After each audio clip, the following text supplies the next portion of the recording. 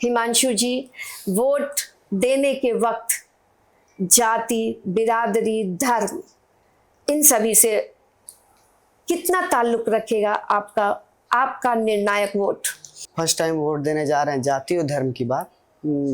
सबसे बड़ी बात तो यह है कि मैं बिहार से हूँ, जिसे लोकतंत्र का जननी कहा जाता है जी। मैं उस धरा पे जन्म लिया, ये सबसे बड़ी गौरव की बात है। और उसके चुनाव में मैं भागीदारी लूंगा, ये उससे भी बढ़ के बात है। तो मुद्दा ये है कि जाति और धर्म अभी से सिलसिला ये नहीं, ये पुराना सिलसिला।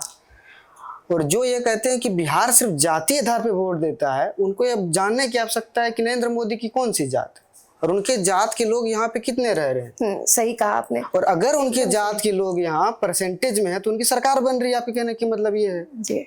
जाति सिर्फ नहीं है, मुद्दा ये है कि किसी वर्ग को अगर पिछले शताब्दी से दबाया गया है तो उसके डर में उस चीज को वोटिंग करते हैं और अपनी कमियां को और अपने डर को छुपाने के लिए और उन लोगों से बचने के लिए वो जातीय आधार चीजों पे वोट करती है।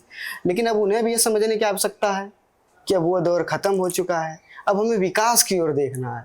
जब पूरी दुनिया चैट जीपीटी और ग्रोक जैसी चीजों में चले गए तो जाति से हटने की आवश्यकता है।